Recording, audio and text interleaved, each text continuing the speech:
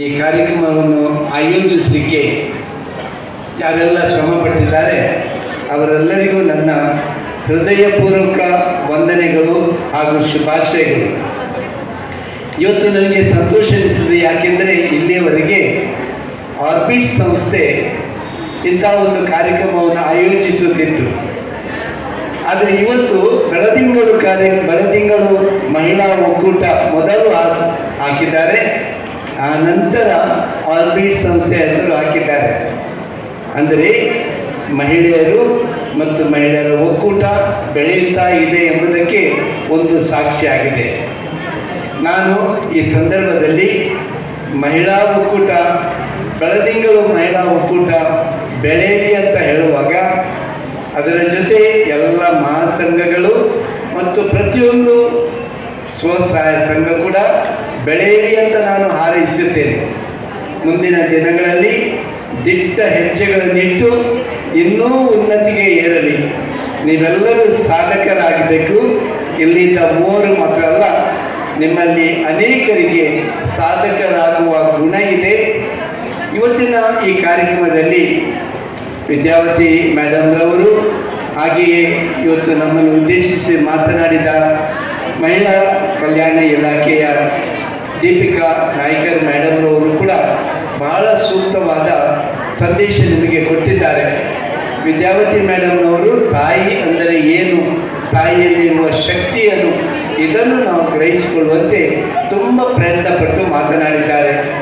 ಹಾಗೆಯೇ ಅಧಿಕಾರಿಯಾಗಿ ಬಂದಂಥ ಶ್ರೀಮತಿ ದೀಪಿಕಾ ನಾಯ್ಕರ್ ಅವರು ಕೂಡ ಬಹಳ ಸೂಕ್ತವಾದ ಸಂದೇಶ ನಿಮಗೆ ಕೊಟ್ಟಿದ್ದಾರೆ. ಈ ಸಂದರ್ಭದಲ್ಲಿ ಅಕ್ಕ ತಂಗಿಯರೇ, ನಾನು ಕೇಳುವ ಎರಡು ಮಾತುಗಳು. ಒಂದನೇದು, ಇವತ್ತಿನ ವಿಷಯ ಏನಿದೆ, ಶಾಂತಿ, ಜನವು ಗ್ರಹಕ್ಕಾಗಿ ನಮ್ಮ ಪ್ರಯತ್ನ. ಈಗ ಶಾಂತಿ ಎಂದರೆ ನಿಮಗೆಲ್ಲರಿಗೂ ಅರ್ಥ ಆಗ್ತದೆ. ಮಾತನಾಡುವಾಗ ನೀವು ಅಲ್ಲೇ ಮಾತಾಡ್ತಾ ಇದ್ದರೆ ನಿಮ್ಮಲ್ಲಿ ಶಾಂತಿ ಇಲ್ಲ ಅಂತ ಅರ್ಥ ಆಗ್ತದೆ. ಶಾಂತಿ ಇದ್ದವರು ಯಾವ ಅವಕಾಶ ಸಿಗ್ತದೆ ಅವರಿಗೆ ಸ್ವಲ್ಪ ಕೇಳಲಿಕ್ಕೆ, ಹೊಸ ವಿಚಾರಗಳು ಕೇಳಬೇಕಂತ ಅನಿಸ್ತದೆ, ಅವರು ಮೌನವಾಗಿ ಕೂತ್ಕೊಳ್ತಾರೆ. ಇಷ್ಟೊಂದು ದೊಡ್ಡ ಸಭೆಗೆ ನಾನು ಬಂದಿದ್ದೀನಿ, ಕೆಲವು ವಿಚಾರ ತಿಳ್ಕೊಂಡು ಹೋಗ್ಬೇಕಂತ ನಾವು ಯೋಚಿಸ್ತೀವಿ. ಈಗ ಈ ಶಾಂತಿ ವಿಚಾರ ನಾನು ಮಾತಾಡೋದಲ್ಲ, ಇದು ನಮ್ಮ ಬೆಳವಣಿಗೆ ಆಗುತ್ತಿರುವಾಗ ನಾವು ಶಾಂತಿ ಪ್ರಿಯರಾಗಬೇಕು. ಇಲ್ಲಿ ಸೇರಿದಾಗ ಮಾತ್ರ ಅಲ್ಲ, ಹೊರಗೆ ಮನೆಯಲ್ಲಿದ್ದಾಗ, ನಮ್ಮ ಓಣಿಯೊಳಗೆ, ನಮ್ಮ ಗಲ್ಲಿಯಲ್ಲಿ ನಾವು ಶಾಂತಿ ದೂತರು ಆಗಬೇಕು. ಆದ್ಮೇಲೆ ಇವತ್ತು ವಿಶ್ವದಲ್ಲಿ ಶಾಂತಿ ಇಲ್ಲ, ನಿಮಗೆ ಗೊತ್ತಿರಬೇಕು. ಈ ಅಶಾಂತಿ, ಈ ಯುದ್ಧ ಯಾಕೆ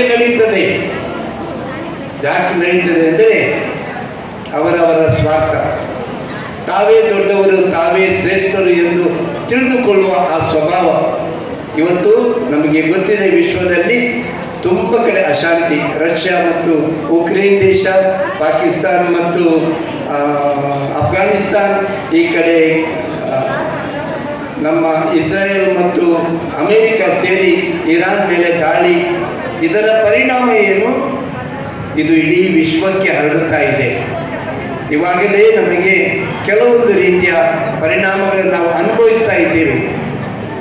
ಆದರೆ ಶಾಂತಿ ಎಂಬುದು ವಿಶ್ವದಲ್ಲಿ ಮಾತ್ರ ಅಲ್ಲ, ಶಾಂತಿ ಇರುವುದು ನಮ್ಮೊಳಗೆ. ನಾವು ಶಾಂತಿ ದೂತರಾಗಬೇಕು. ನಮ್ಮ ಹಳ್ಳಿಯಲ್ಲಿ ನಾವು ಜಗಳಾಡುವುದಲ್ಲ, ಯಾವುದೇ ಸಣ್ಣ ಸಣ್ಣ ಕಾರಣಗಳಿಗಾಗಿ ಜಗಳಾಡ್ತೀವಿ, ಅಶಾಂತಿ ನಮ್ಮಲ್ಲಿ ಉಂಟಾಗ್ತದೆ. ಆ ಶಾಂತಿಯನ್ನು ಸ್ಥಾಪಿಸುವವರು, ಶಾಂತಿ ದೂತರು ನಾವು ಆಗೋಣ. ಇಲ್ಲಿ ನಮ್ಮೊಳಗೆ ಶಾಂತಿ ಇದ್ದರೆ ಹೊರಗೆ ಕೂಡ ಶಾಂತಿ ಇರುತ್ತದೆ ಎಂಬುದನ್ನು ನಾವು ಚೆನ್ನಾಗಿ ಅರ್ಥ ಮಾಡಿಕೊಳ್ಳೋಣ. ಶಾಂತಿಯಿಂದ ತುಂಬಿ ನಾವು ವೈಬ್ರೇಷನ್ಸ್ ಅಂತ ಹೇಳ್ತೀವಿ, ನಮ್ಮ ಪ್ರೀತಿಯ ಆ ಒಂದು ಸಂದೇಶಗಳನ್ನು ನಾವು ಪ್ರಾರ್ಥನೆಯಲ್ಲಿ ಆಗಲಿ ಅಥವಾ ಧ್ಯಾನದಲ್ಲಿ